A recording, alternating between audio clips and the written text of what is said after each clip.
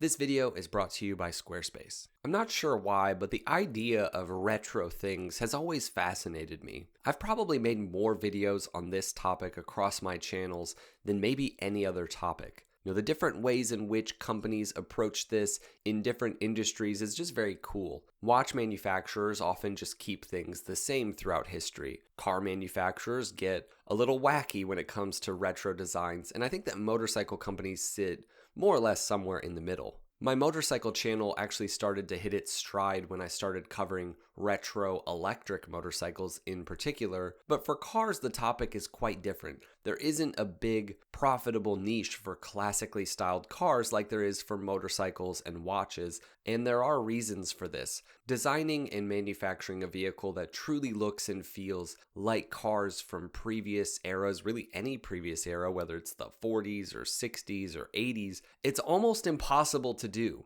in a compelling way. But that hasn't stopped manufacturers from trying, and even sometimes succeeding with retro designs. So in this video, let's dive deep into the world of retro cars and see if we can't learn a thing or two. But before we get too far into this, a quick pit stop. I've been building a proper home base for the Bart brand with Squarespace, a site for my channels as well as for my book and any other project that I start. Squarespace makes it so simple and easy, and it's great because with no experience, I can literally have a ready-to-go website that matches my branding without the headache typically associated with building a website. So whether you're booking client slots and consults or shipping t-shirts or posters, really anything you need to do, Squarespace nails it. Acuity scheduling lets clients grab a time, pay, and get auto reminders, and expanded global shipping pulls real-time rates from local carriers by destination, size, and weight, so you're never eating shipping costs. I'm using Squarespace's e-commerce to sell my book, and the checkout is smooth and secure. If you've been thinking about launching your own website, whether it's for a club or some sort of storefront, whatever your needs, head over to squarespace.com/Bart's Car Stories for a free trial. And when you're ready to launch, use code Bart's Car Stories to get 10% off your first purchase of a website or domain. Big thanks to Squarespace for sponsoring this video, and let's get into the story. I think it's important to lay out what retro means in the automotive context. In industries that are ever changing and evolving, retro is about looking back. It's about nostalgia. I think sometimes people assume that retro just equals old, like a classic car is just a retro car. And that's not really true. The terms classic or vintage refer to something that is actually old, whereas retro is all about looking back, pretending to be old or imitating the classic in some way. So it'd be like if Nintendo, for example, dropped a version of the Switch tomorrow that looked exactly like a Game Boy. That would be retro. This is important to keep in mind when you look at the history of retro cars, because we are going back in time a bit, but we're going back in time to look at cars that themselves were looking back. Hopefully this all makes sense. Now, pinpointing the very first retro car is actually quite difficult, because in the early days of automotive development, there was simply no time for looking back. If you as a manufacturer did look back, you would probably be left in the dust. Literally. Cars quickly moved from looking like motorized carriages to fully enclosed vehicles of all shapes and sizes, usually for some specific purpose, whether it meant better aerodynamics or more cargo space or better performance. Prior to really the 1990s, very few major manufacturers considered making a vehicle that was at all retro. For automakers, the past was worse and the future was better. It was just that simple. But there was one interesting example from 1961, which was the Chrysler Imperial, which at first glance might appear to just be another oversized American sedan of this era. But a quick comparison to the previous year's model shows really the intention behind the redesign. For 61, Virgil Exner took Chrysler's flagship car and deliberately injected a dose of vintage flair. The freestanding headlights and the sweeping chrome work were intentional throwbacks to the fender shapes and styling cues of the 20s and 30s and those luxury cars. This retro streak in Exner's thinking would actually reach its most flamboyant expression later in the Stutz revival cars like the Blackhawk. With even more pronounced fenders, exposed headlights, and classic upright radiator forms, Exner really was a sort of pioneer in retro design. He was doing it way before most. There were other isolated nods to pre-war design, like the 1980 Cadillac Seville's rear end, which subtly echoed classic car proportions, but by and large, through the 50s and 60s and 70s and 80s, pretty much all of the major automakers were still looking forward. These early retro touches didn't do anything to create the kind of frenzy like what we would see later on. It's worth noting that as the automotive world hit its first sort of decline following the 60s, a few companies did start thinking retro, or in some examples, kept things retro. Morgan is probably the most notable example of a car company that just kind of stayed old through it all and would continue to do so despite the fact that they did make improvements sometimes in terms of performance. The Morgan Plus 8, for example, came out in 1968 with the introduction of the Rover V8, which put it on par in terms of performance with the fastest roadsters that were available from British manufacturers. And this is maybe one of the first examples of a truly retro vehicle that still had very modern performance, at least for its era. Morgan is a company that, just because of its mission, it is forced to be niche. Aside from the fact that few customers want a truly old vehicle, most of their models have never even been available in places like the United States, at least not as traditional cars. Morgan has really taken the idea of retro in terms of car development to another level. Even the way that these cars are designed and produced is just super old school, from using ashwood frames in certain models to just the way that they're handcrafted. One of the lesser known early retro manufacturers is actually an American company called Clinette. Though lacking the long history of Morgan, Clinette set out in the 70s to build the same kind of classically styled, neoclassic sports cars, though more American in style and also larger and more luxurious. The company was formed by Elaine Clinette alongside investors in 1975, and they produced a series of 30s styled cars. Luxury accents like Italian walnut dashboards really set them apart from Morgan, but they were also quite a bit pricier. Some consider the series of Clinette cars from the 70s and 80s the most beautiful cars ever produced, and it's kind of hard to argue. These were just retro sculptures on wheels. Prior to the retro car boom of the late 90s and early 2000s, very few major manufacturers set out to make any cars that were meant to look back. Probably the original Miata is one of the best examples. One quick look at the Lotus Elan and it's not difficult to see the inspiration, but the Elan itself was a very forward-looking car for its time and a unique car. So I think many missed the retro idea behind the Miata, but the Miata was not meant to just appear old school. It was also meant to drive and sound and feel old, and it's arguably one of the greatest retro vehicles of all time in that sense. Of course, it evolved. It's very modern today, but in terms of capturing an old ideal, that simple joy of the small top-down roadster, nobody has done it like Mazda did with the Miata. As the 90s began, Chrysler wasn't exactly the poster child for bold, exciting design.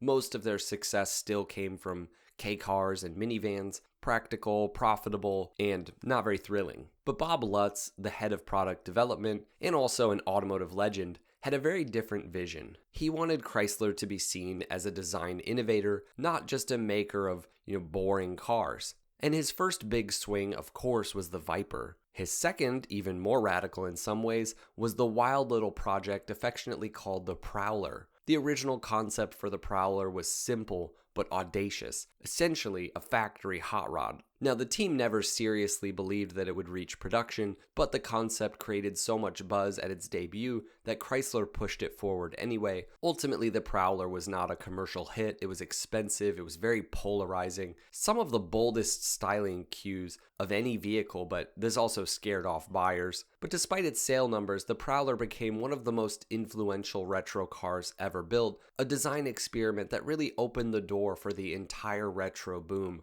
that was about to happen, including many of the cars in this video. Before we get too deep into the retro craze of the 2000s, it's worth taking a look at why manufacturers and consumers were becoming more interested in retro designed vehicles. The new millennium would mark a massive societal shift as the analog was replaced with the digital, as the internet slowly took over the world. There was just a lot of unknown at this time.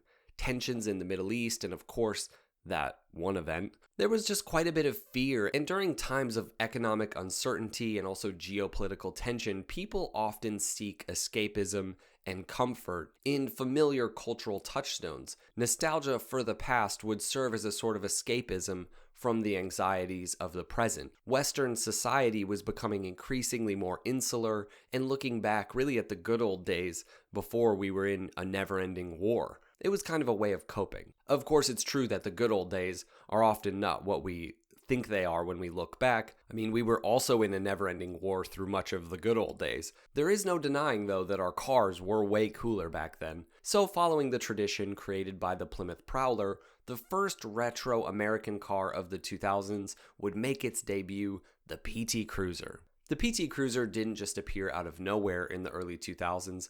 Designer Brian Nesbitt had been developing the idea since the 90s, his idea of a huggable car meant to counter the cold, aloof look of contemporary designs. Where the PT Cruiser really stood out was in its overall shape. Yes, it was undeniably retro, pulling from both hot rod culture and also classic pre-war forms, the kind of fendered silhouette that had disappeared from mainstream cars decades earlier, but it was also genuinely innovative, pushing compact car design in a direction that no one expected. Nesbitt often talked about channeling the spirit of post-war automotive optimism, something that he felt had been lost by the time the PT Cruiser rolled around. Here's something he said: "In the larger volume and lower priced cars of today, that individualism has sort of escaped us. We don't seem to put that type of differentiation into products anymore. My generation missed out on the post-war optimism that funneled into a lot of great products. It seems like that's been gone for a while, and the PT Cruiser harkens back to that optimism in a way." I think that if the retro car craze of the 2000s deserves praise for anything, it's for recapturing that sense of boldness in automotive design, a spirit that I would say once again is missing from modern design. Even inside the PT Cruiser, it carried vintage-inspired touches, a round speedometer, chrome highlights, and a cue ball shifter. Reviewers loved the interior's space and flexibility. It offered genuine room for people and cargo in a segment that was known for being cramped. More than anything, though, its bold, retro, modern look challenged design conventions and showed how much consumers valued variety and personality in their cars.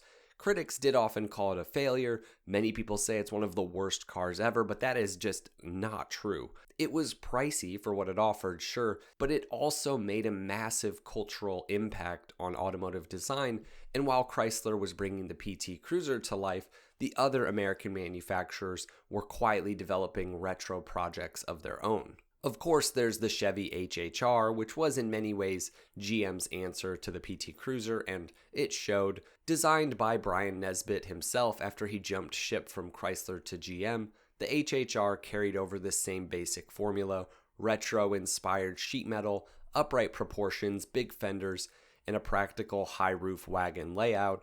It wasn't very subtle. The HHR essentially took the PT Cruiser's silhouette and applied Chevy's flavored nostalgia, leaning into the 1940s suburban cues while sticking closely to the PT's blend of charm and utility. To a lot of people, though, I think it felt like GM looked at the PT Cruiser's success and thought, okay, let's get that guy and let's do that thing. Ford spotted the retro trend early. By the late 90s, they were already developing a new Thunderbird that leaned heavily into nostalgia, unlike the PT Cruiser, which blended broad retro cues without referencing a specific model. This car pointed straight back to the original 1950s T-Bird. Ford wanted a modern, well-equipped two-seat Thunderbird wrapped in this retro-futuristic skin. The styling took signature elements from that classic car: the bold grille, the round headlights, the long, elegant hood. The two-seat convertible layout reinforced this sporty kind of upscale vibe,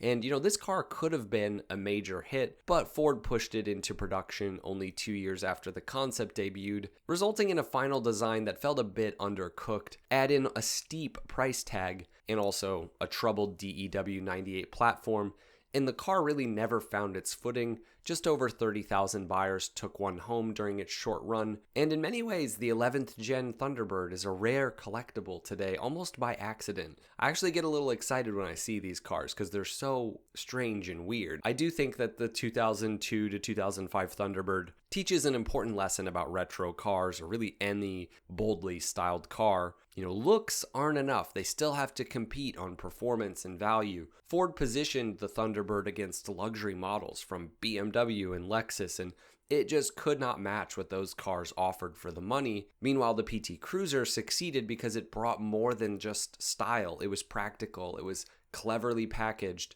and it was a fresh take on the compact segment. Still, the Thunderbird wasn't a wasted effort. I really do feel like Ford clearly took lessons from its missteps, lessons about how to revive an icon, and how exactly a retro car can be delivered in the right way. Obviously, more on that later. Without question, the boldest and maybe the most unforgettable retro experiment of this era was the Chevy SSR. Like the Plymouth Prowler before it, the SSR was a wild concept car that somehow made it to production, but instead of reviving a 40s, 50s styled hot rod coupe, Chevy built the truck version. And yes, it really was a hot rod, a performance-oriented pickup with nostalgia baked into every single body panel. The SSR's design drew heavily from Chevrolet's late 1940s advanced design trucks.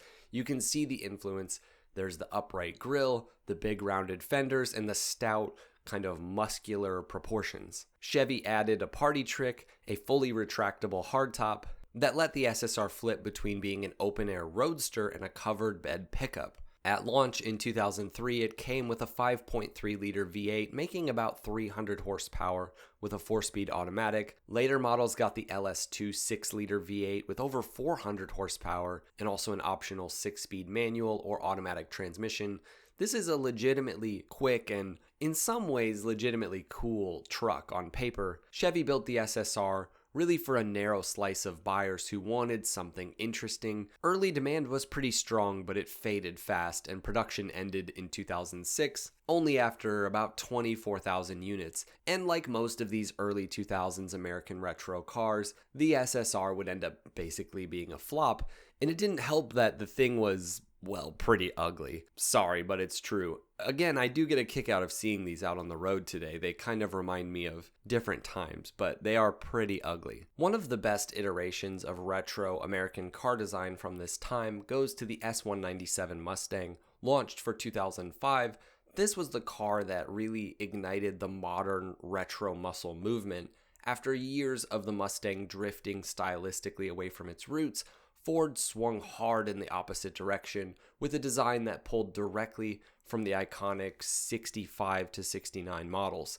The long hood, the fastback roofline, triple bar taillights, round headlights, and muscular haunches, all of it was sort of delivering this clear message that this is what the Mustang should look like. But underneath the nostalgia was a big leap forward in terms of structure, handling, and refinement, thanks to an all-new platform. But in terms of the S197 as a retro vehicle, I think that in many ways it's one of the best to ever blend classic design with modern performance, and because of this, it was a massive commercial success and helped to keep the Mustang alive. Alongside the S197 Mustang, one of the few retro American car designs that really worked from this time was the 5th generation Camaro. Initially, its debut came in 2006 as a concept car, and it didn't fully go into production until 2009 as a 2010 model, but the design that we saw in 2006 was pretty close to a finished product. So for this car, we're talking roughly 5 or so years of work, which is about double most of these other retro vehicles. And as much as purists from this time may not have loved it, it really did become the Camaro, and it's a great example of a successful retro car, I think in many ways because they took their time with it. The Dodge Challenger stands as one of the most successful retro comeback cars ever made, largely because it embraced nostalgia without apology. When it returned in 2008, Dodge really nailed the design, the long hood, the wide stance, the slab sides, the squared off grille, the full width taillight panel. All of it really echoed the 70-71 Challenger, right down to the proportions. But beneath the vintage-inspired body sat modern engineering, real performance, and the kind of refinement that the original muscle cars never had. Unlike many of the early 2000s retro attempts that fizzled out, the Challenger hit the sweet spot, faithful styling, genuine power, for a market that was hungry for muscle car revival. And this car, alongside of course the Mustang, proved that retro design could thrive when it was executed with real performance. There are a few other notable retro designs that came out around this time that we haven't covered, namely the rebirth of the Mini and the Beetle. The Mini was a massive success, brilliant marketing like the Italian Job movie, and also in many ways it succeeded where the reborn Beetle struggled because it blended nostalgia with genuinely modern fun performance, while the Beetle just kind of leaned too heavily on just retro styling without evolving the driving experience. When BMW relaunched the Mini in 2001, it kept the classic look, but it had sharp handling, sporty, small hatch feel. It felt like it was the perfect car to emerge in this premium compact niche. It attracted enthusiasts, young buyers, because it felt like a real driver's car, not just a throwback, similar to the American muscle car revival. Volkswagen's new Beetle, on the other hand, showed up as essentially just a design novelty, fun, cute, built on the basic Golf platform, but it had none of the original Beetle's affordability or identity or creativity in terms of design. In fact, it was actually a very poorly designed vehicle in terms of maintenance, and once the styling novelty wore off, there just wasn't much substance to keep buyers coming back. And so Mini became a lasting brand, and as you know, the Beetle is dead. I'd also say that Fiat is similar with the 500. That's a retro car that manages to stay true to its original intent. The modern Fiat 500 stands as one of the most faithful and also successful retro revivals ever put into production because it captured the charm and simplicity of the 1957 original while also adapting to the realities of 21st century city driving. Unlike some retro cars that exaggerate nostalgia, the 500 kept the proportions tight, the lines are soft, it's got that small footprint, upright seating position, and it's just instantly recognizable and emotionally appealing, especially in crowded European cities where, the original Fiat 500 once thrived. The last retro vehicle from this early 2000s wave that really deserves a real spotlight is the Toyota FJ Cruiser. This thing was way ahead of its time. It looked like nothing else on the market. It was boxy, had bright colors, giant grille, and just an unmistakable inspiration taken from the original FJ40. But what made the FJ special is that it wasn't just a design exercise. It was fully capable, body on frame, real off-road hardware, and a reputation for reliability that only Toyota could deliver. In a weird way, the FJ did retro the right way, because it was nostalgia on the surface, but totally modern and capable underneath. Its only failure was the timing. The market hadn't yet exploded for these adventure SUVs the way that it is today. So had it come out just a decade later in this current overlanding era, I think it would have been a massive hit. Now, if there's one vehicle that proves that retro design can survive strict regulations, it's the Jeep Wrangler. The Wrangler is essentially a 1940s military vehicle that's been pushed and stretched and engineered through every decade since. If you compare a modern Jeep Wrangler with an original, it's just crazy how similar it is. Though I do think, in terms of styling, the Jeep Wrangler peaked maybe 15 years ago or so. What's amazing though is how Jeep has managed to retain the core shape, flat fenders, vertical grille, open roof, removable doors, while still meeting modern crash tests and pedestrian safety rules and emissions standards. It is true that every generation gets more complicated, more refined, more tech-heavy, but the basic form never changes, and that's really the key. And I think the Wrangler sits as the most impressive retro vehicle probably ever because it's not about just pointing back, it just kind of never left. In a world where retro cars struggle to exist, I think the Wrangler kind of stands alone as a vehicle whose identity is just so strong that it can't help but continue. It's just iconic at this point. Now, in terms of modern vehicles, it seems as though the only vehicle that has managed to completely sidestep most of the hurdles and take on a truly retro form is the Tesla Cybertruck. Now, I've talked about and criticized the Cybertruck at length, but I think it's worth noting and looking at how it managed to achieve this old school simplicity in terms of shape and materials. Well, the simple answer is that it can't be sold really anywhere other than America. And the fact that it's sold here, I still don't fully understand. Because my understanding was that vehicles can't be truly retro because, cars from the 60s, they have these sharp lines and they're made of real metal, and we can't do that. But apparently we can with the Cybertruck. It is retro in the most literal sense. It resembles the angular wedge-shaped concept cars of the 70s and 80s. And the irony is pretty funny because decades ago, America was the strictest regulatory environment in the world. They pushed emissions rules and safety rules. Of course, you've got the awful rubber bumper era. Yet today, the one and only place where this massive, sharp-edged, stainless steel, exoskeleton, dangerous truck can be sold is the United States. It will never be sold in places like Europe. If the Cybertruck did anything good, to me, it proved that maybe major manufacturers can sell truly cool retro vehicles, but just sell them here in America. Like, imagine if Ford made a Mustang that was also made of metal and also had sharp edges and was a throwback to the original, 69 Mustang, but only sold it here in America like the Cybertruck. Could they do something like that? I'm not sure. So as much as the Cybertruck failed in many modern ways, as a retro design experiment, I think it's one of the purest modern examples that we have. Of course, there's also the Bronco. The Ford Bronco's revival was really everything that the retro movement promised to be in the early 2000s, but nobody delivered it quite this well. With the Bronco, Ford managed to capture the feeling of the old Bronco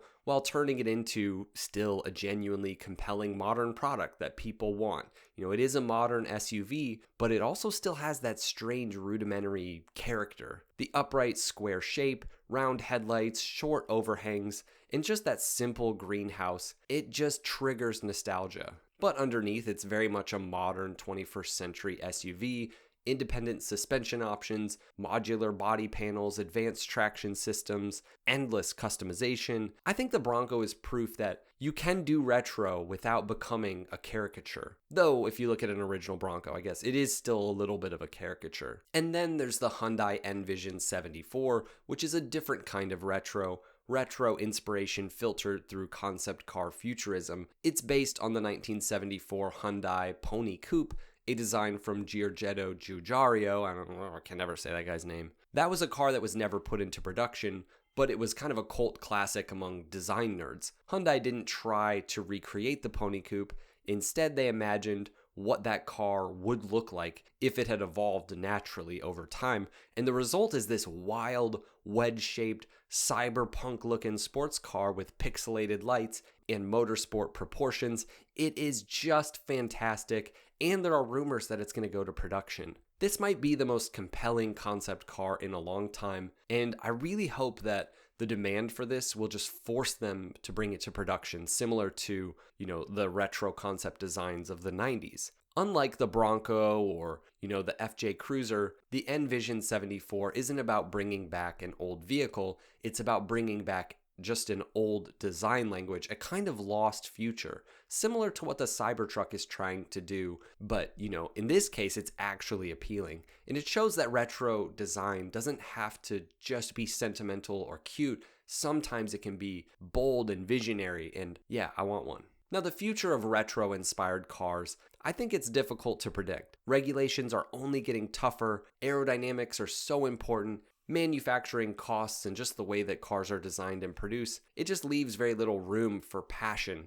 And yet the desire for cars with character, it's more than ever. People still love shapes that stand out, designs that feel human, and vehicles that remind them of eras when cars had souls. I do think there's a future for it, and I think that it's possible, whether it comes from electric off-roaders or modern interpretations of icons that we haven't seen in decades. I do think that cars like the Bronco have proved that retro can work. It's just kind of evolving and changing. I'd love to hear from you guys. What do you think about retro vehicles and retro vehicle design? Let us know in the comments below, and we'll see you in the next one. Drive safe.